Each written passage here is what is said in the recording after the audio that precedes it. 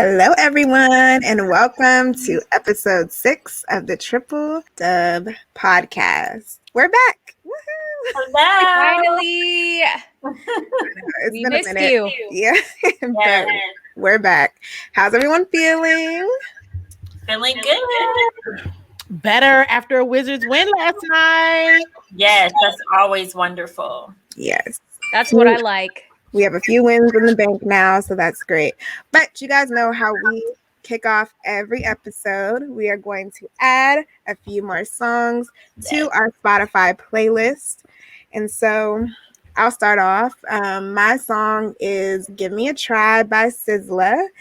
And, since we're getting close to Valentine's Day and the lovey-dovey spirit, I'm just going to throw some, just a little advice or a little shove out there to anybody who is afraid to shoot their shot, woman or man, whoever it is. This song is going to motivate you to just give them a try and just do it. Just do it. Bree, who is your Valentine? And Candi, what song are you? Okay, I see how you just did that, Bree. So throw it over me. Well, you heard that question. Anyway. So, my song for this week is Pop Smoke, Dior. I know we are coming up on the 1 year mark of Pop Smoke's passing last February, and I was really starting to enjoy his music and seeing what was to come out of his career. And he was unfortunately murdered coming up on a year. Yep. I think February 19th will mark a year. So I have been vibing to Pop Smoke these days. All right. Well, I guess I will go next. I'm also not telling anybody who my Valentine is, but he's special. You have one. Yeah, well, I have one, obviously. After the show, she slipped that in there. Okay. Slip that in there. I will be letting the girls know who my Valentine is, but you all will have to wait for that news. But my song is not a love song. It's 1 2 Step by Sierra, because in middle school, that was my jam. Like literally I had one of those CD players and I would just I had her CD and it was the second song on her CD. First it was Goodies, then it was 1 2 Step. And every time it would go to third song, I would just go back. I was like, I need to listen to this song again and again. It was like I was brainwashing my head with it. Like it was just so amazing. So that's my song. Really quick, a memory with that. My cousin and I printed out the lyrics to that song so we could learn Missy Elliott's rap, like word for word. Like I remember doing that, like printing it out, and we were like, automatic, supersonic, hypnotic, Funky, fresh. Right. Work my body. That was a good song. Good pick, Becca. My pick this week is actually, I'm going to turn it up a little bit and go with Rockstar by DaBaby featuring Roddy Ricch, because I am feeling like a rock star this week. I got a lot going on, covering Super Bowl, Wizards, and then just regular life. So I'm on that rock star mode this week. I know that was a great summer song. Oh, for sure. I was like laying outside. I couldn't go to the pool because there was no, COVID and everything. But I would like lay out in the grass and I would have my headphones on. I'd be like, Rockstar. And his performance at the BET Awards over the summer to that song was amazing too. So yeah, that's a great song. Great pick. But so as we're moving on, the Wizards have become rock stars all of a sudden. Candi, you want to tell us about what's going on with the Wizards? Yes. So look, since the last time we all were together, it was like COVID break. There had been no Wizards games. We were like, what are we supposed to do? We've never gone through this before. We were like, well, guess we'll just wait for the COVID outbreak to be over. And it looks like all is well and things are clearing up and stuff is getting better. But we still had some rough moments. The Wizards have had a couple very impressive wins, we got to admit, but there's still so much work to do, because here's a very hard truth. The Wizards have, in Bradley Beal, the leading scorer in the NBA. Can we give a shout out to Brad? One time for Brad. One time for Brad. Brad for All-Star. Yes, absolute rock star, and he's leading the votes, the Eastern Conference votes for the All-Star game. Let's go. Shout out to Brad. Keep Well voting deserved. him. Keep voting him in. Keep voting. So we have in the Wizards, Bradley Beal, league NBA leading scorer, but the Wizards have one of the worst records in the league with 5 wins, tied with the Pistons and the Timberwolves. So, as Scott Brooks likes to remind all of us, not the only team with a bad record. Oh no, baby, what is you doing? Like that makes it any better. But anyway. Right. But hey. Okay, Scotty. Right. But we gotta be, y'all know we gotta keep it real on this pod. So before we get into the wins, we have to talk about this. Wizards family. Listen, you got Brad, but it's not translating into W's. Not translated into W's. So we want to go and we want to talk about why this is. And I'm going to go first. I honestly think one of the big reasons why we're not seeing W's for the Wizards is they are just not playing any defense. Nailed it. We can stop there. For years at this point. Right. I mean, they have proven they can score. They can score and they can put some points together. Mostly, thank you, Bradley Beal, yet again. But somehow, some way, they're putting together points. But on the defensive side, just not making any noise at all. Becca, what do you think is going on here? We know defense. What else do you think could be happening with the Wiz? Well, as we know, the defensive issue has been institutional. It hasn't, like Carita had stated, this has been a downhill. But what I will say is I'm going to go with my man, Brad. He says that the biggest issue he feels is consistency. And I definitely agree with that because, you always see the Wizards have flashes of greatness, right? But they never play the game start to finish. And that is exactly what causes them to lose. And to that point, I would say, with the consistency, even on the offensive end, even though Brad is doing amazing, we've got Bertans struggling. So I think the consistency is definitely a major issue. Mm-hmm. Terrible. Yep. Sorry. Terrible. No, I mean, that's absolutely true. Yep. I would say consistency, like you said, Becca. And for me, I just don't think there's a strong enough supporting cast. Like, yes, there are contributors around Brad, but I think to myself, if anything happened to Brad this season, who is going to step up in his place? And I just can't put my hand on it. I mean, Russell, his role is not to carry a whole team. So I don't think it would be him. Davis Bertans, I know we'll talk about this at some point. He's not really clicking so far. Mm-hmm. There's just no one else to step up in his place. He's doing this pretty much by himself. Like Michael has Scotty, MJ, when I say Michael, the GOAT. He had Scotty, Steph, when Clay was healthy, he had Clay. I just don't think Brad has a strong enough supporting cast around him.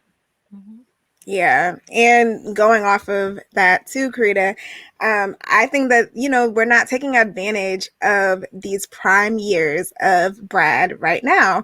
Like he is playing amazing and we are not taking advantage of it. He is the Wizards got Bree on here cussing. I first curse us all, everybody, round of applause. Yes, milestone moment. You all were here to see it. The first wasn't wrong though. I didn't even know it wasn't wrong. She's not wrong. Period. I don't know if I've heard her curse. Period. Like ever. Right.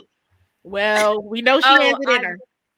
She talks like a lady most of the time. I've sat next to her the last few years at Wizards games.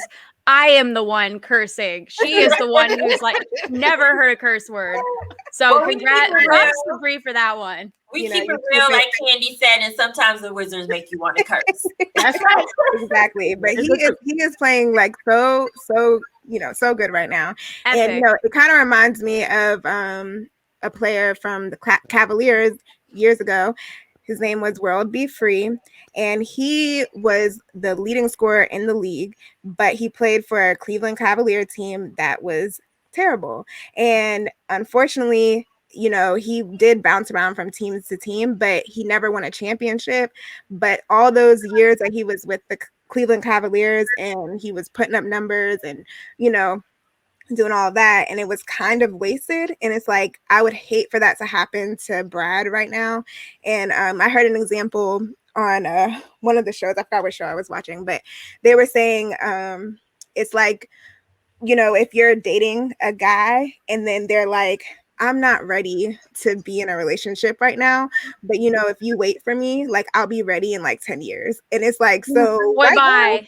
Right, I'm supposed to like pause my life right now to wait for you to be ready. And that's kind of like Brad too. It's like, we can't wait till he's 35, 40, you know, and the people are saying like, is he wants to stay committed to DC, and we appreciate that. But also, you know, this is gonna be a time for him to figure out like what's more important to him.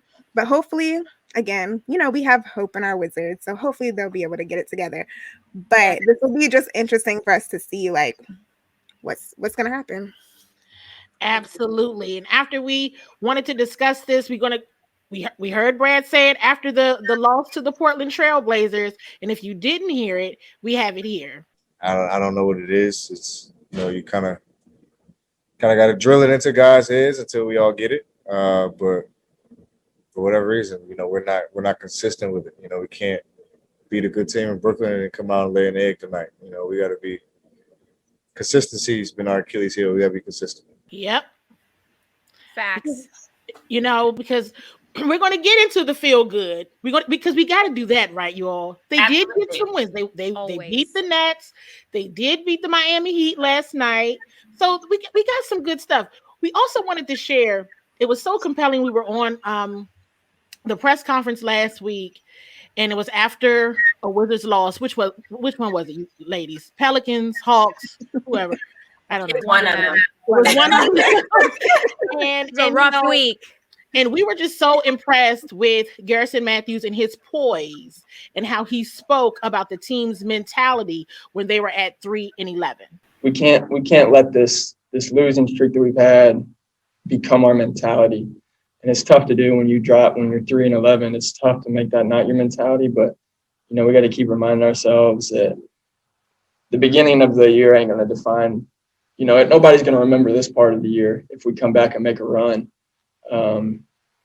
Nobody's going to, you know, be like, oh my gosh, they're so terrible because they're star. It's how you finish.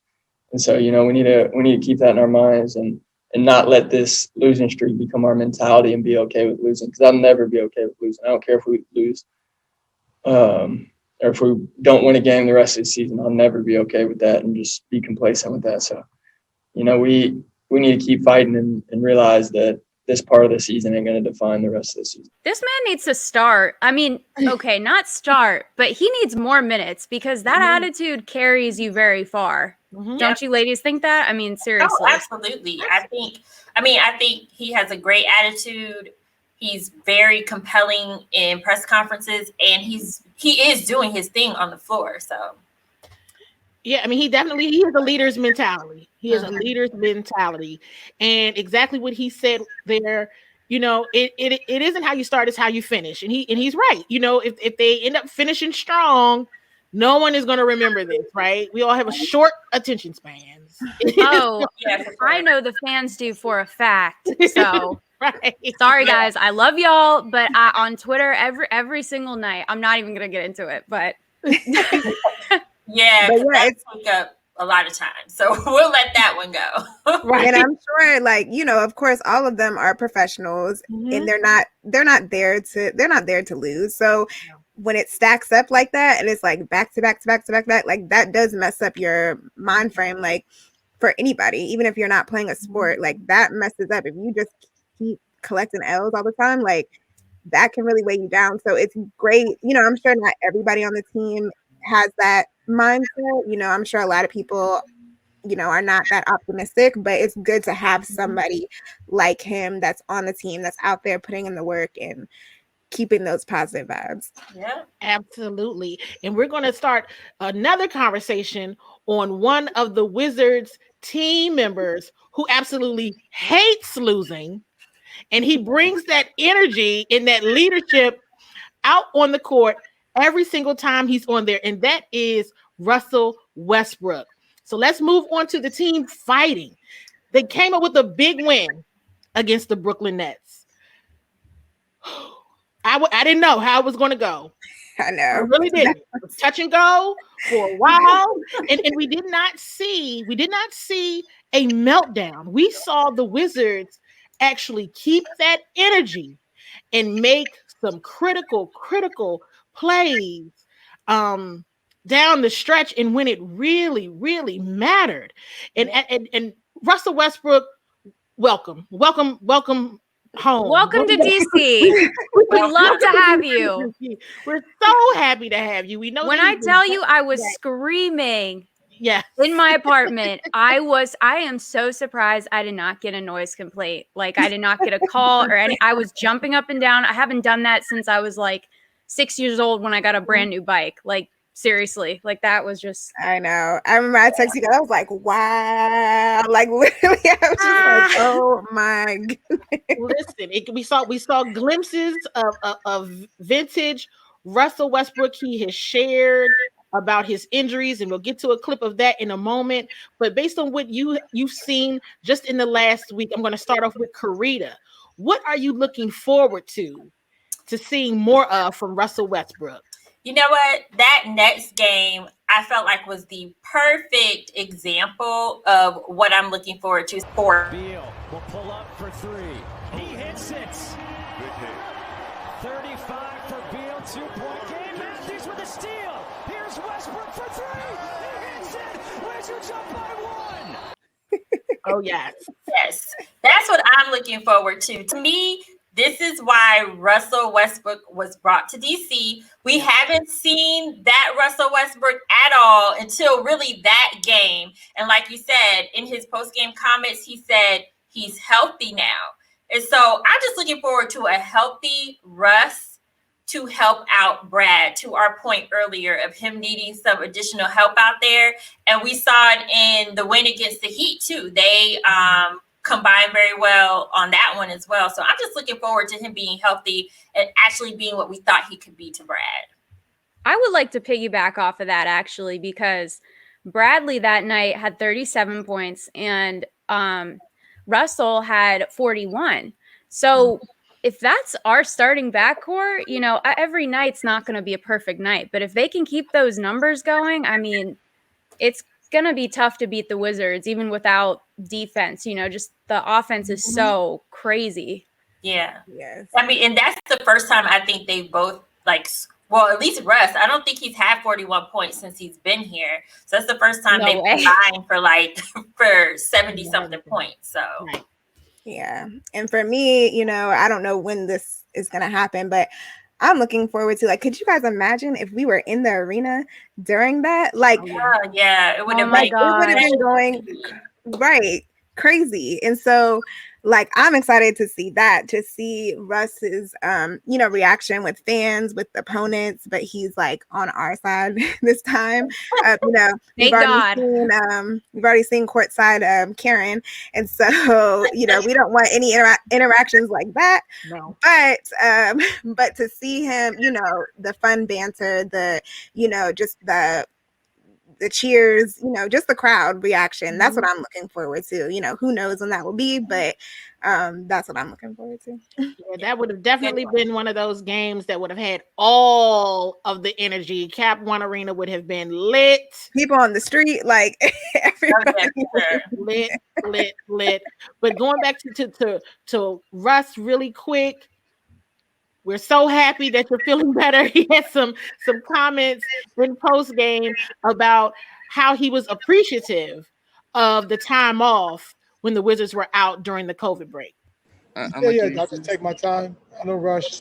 I mean, the old me, I probably would have kept playing and it would never got to where I needed to be. And I want to make sure that I'm giving my team the best that I have. And I feel like if I'm able to play, I'll play and leave it on the line regardless of the result. And just smartly wanted to take some time to myself and rest mentally and obviously physically to get my body right and be able to come back to be able to help my team and put us in a position to be a better team.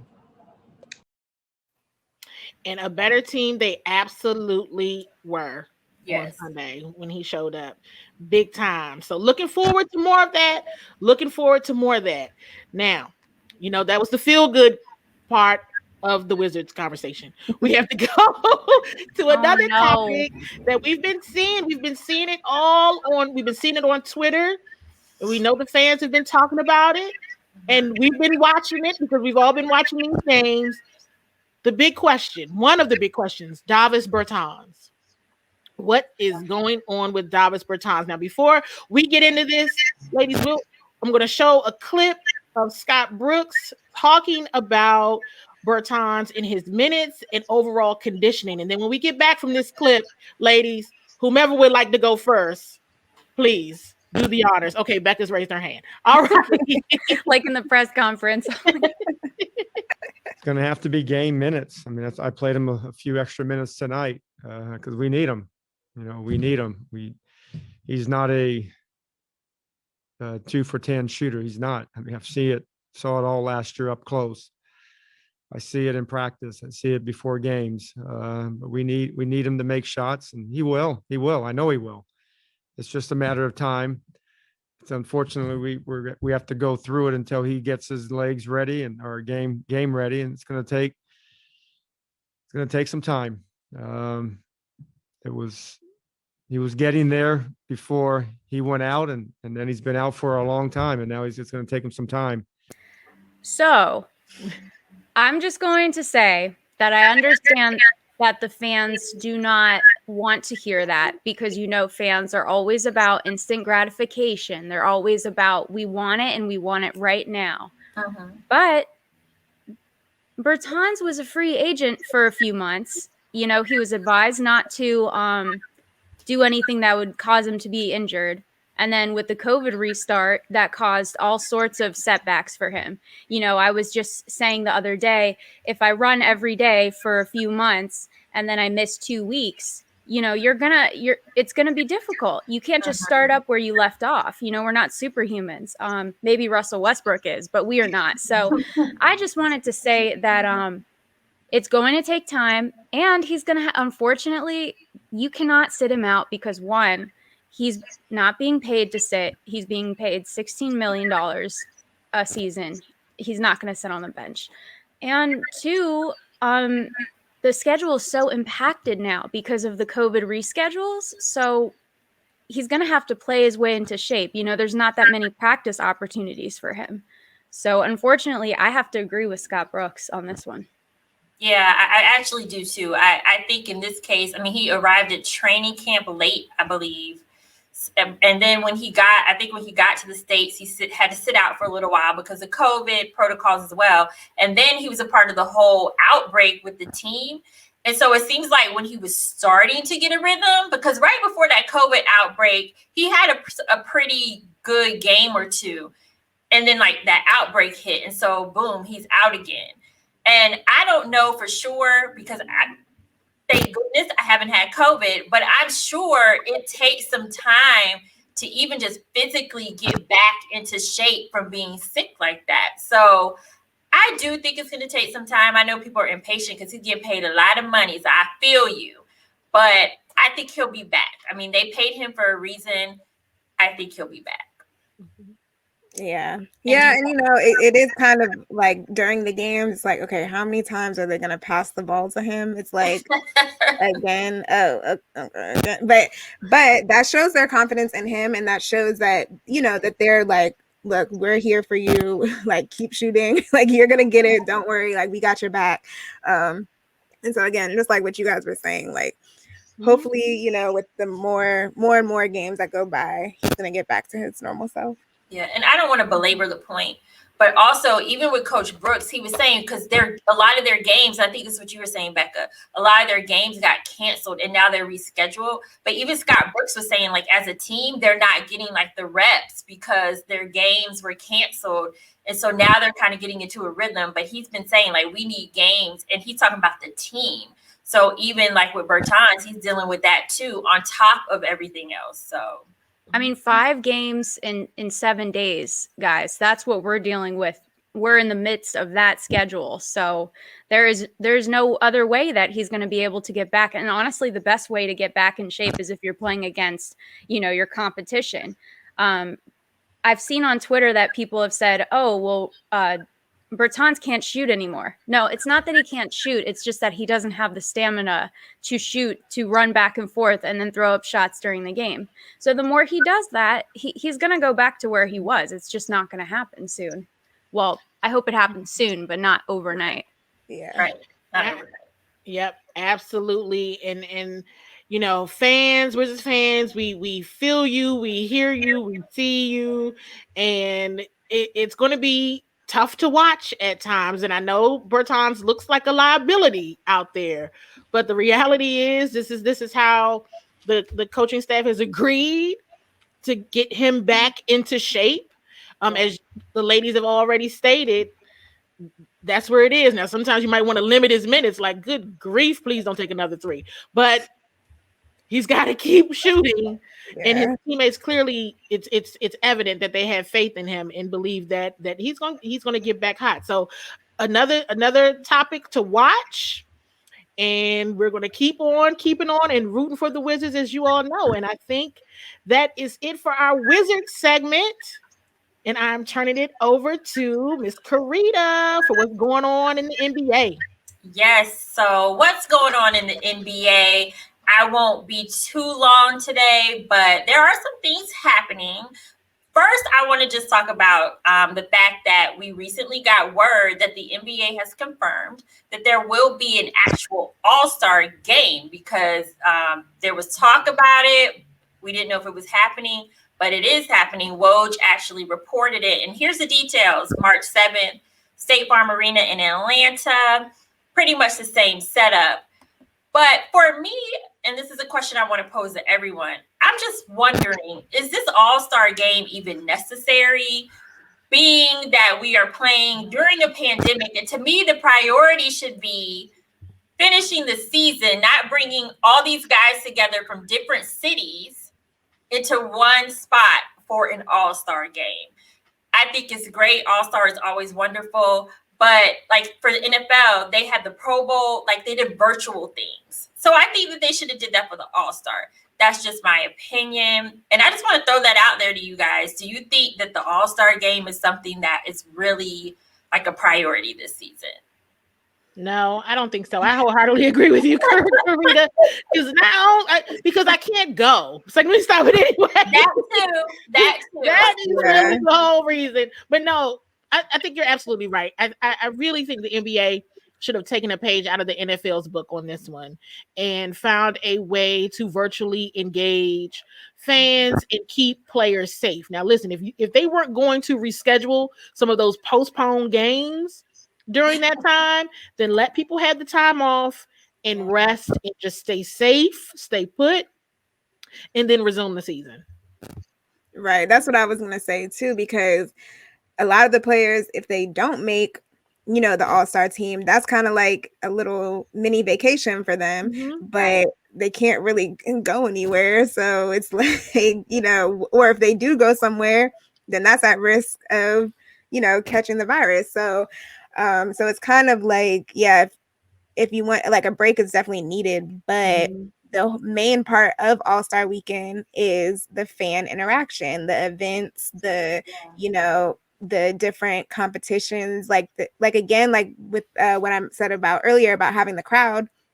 The dunk contest is not the same without the crowd. So it's like, I don't even know if they're doing any of that stuff too, but also the All-Star game anyways, it's not the same without the crowd reactions, all of that. So I don't know. I'm sure it will still be fun, but I just hope that no one gets injured or nobody, catches COVID while they're like traveling there or whatever, because then it's like, dang, this was just all a waste.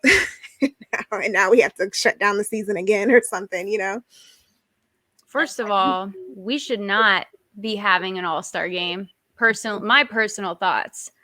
But I will say, it depends who you're asking, because if you're asking the NBA, they're probably like, yes, we need to make some money somehow. Right. But as far as COVID's concerned, absolutely not.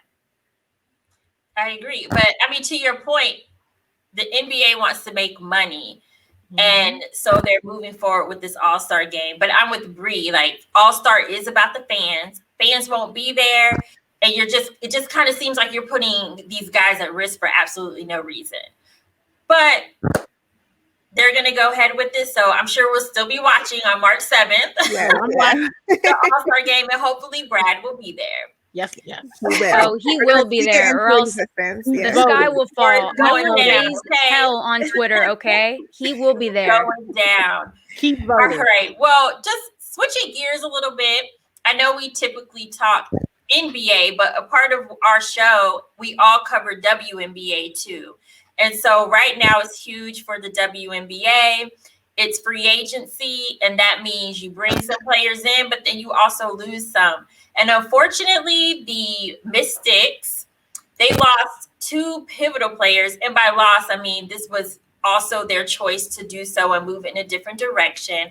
But I just want to acknowledge the fact that Ariel Powers, she is now signed with the Minnesota Lynx, and she was a keystone to the Washington Mystics championship run, as was Tiana Hawkins, who was here for 6 seasons. And for that championship year, she signed with the Atlanta Dream. Definitely going to miss them. I know all of us kind of started covering the Mystics at the same time. So we are very connected to Tiana and Ariel. So definitely hate to lose them, especially Ariel. Her energy was just contagious. Yeah. Very contagious. So I want to get your thoughts, ladies, on the Mystics losing Tiana and Ariel. I mean, it's a tough one. It's a tough one. I mean, when I saw the news about Ariel, I was like, oh, I was hoping they would work out whatever needed to be worked out to keep her. I will say that but I knew there was some rumblings, but I was just hoping it would work out. I was shocked by Tiana. I wasn't expecting that. I mean, again, we know it's free agency, and folks absolutely have the opportunity to go and start anew and create another path and continue their legacy. And of course, in a different city. But I just was like, wow, okay. Things are changing for the Mystics. We deal with that in the other area teams, but not so much with the Mystics. So we're getting a dose of change here. And so I wish them nothing but the best for sure. But losing both of them was a little bit of a dagger. Yeah. Well, they are part of like, the championship legacy. So it is very sad to see them go. And, unfortunately, teams cannot stay together forever. Shout out to the Warriors, because that broke down eventually. But I had to take a jab. I'm sorry. But, it's just like it's very sad. But, we will be watching them. And honestly, they were big contributors to that championship. So I'm definitely sad to see them go, and can't wait to catch up with them when they're playing the Mystics. But I tell you one thing, y'all better not take Natasha Cloud away from us, because that'll be the last straw for me, okay? You can't handle that. And that's what I was going to say, too. Like, I'm glad that they were able to be a part of the team to win the championship. I remember, like, one of the funny moments at the championship in the locker room after Ariel was doing her post-game interviews in the locker room, and she was like, all right, y'all, you're done asking me questions, like, can I go celebrate now? I remember that too. Yeah. And that was so funny. Like, yeah, she's like, this is the last thing I want to do right now, just to be talking about the game. Like, let me live in this moment. And so but she always had that kind of like fun spirit. She had started a girl gamer program. And so she's always been just someone, just fun and just who loved the game. And it's like, who doesn't like to watch someone who just loves what they're doing? So, yeah.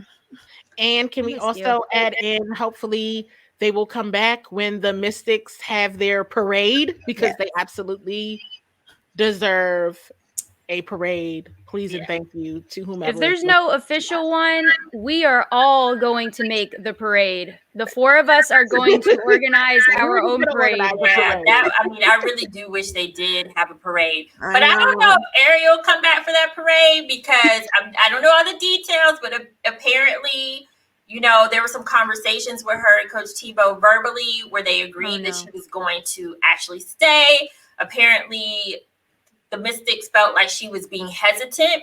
And so they moved on and brought in Seattle Storm's Alicia Clark. Got to get used to her name, Alicia Clark. So all I got to say is Ariel posted this in response to her thank you on Twitter. So I don't know what that means, but I'll leave that there. But all I got to say is I don't know if she's coming back for that parade. That's a shady post alert. I don't think she's too happy about the decision. So TBD, we'll be watching her with Minnesota, and I'm sure they're going to face the Mystics, and she'll have a chip on her shoulder.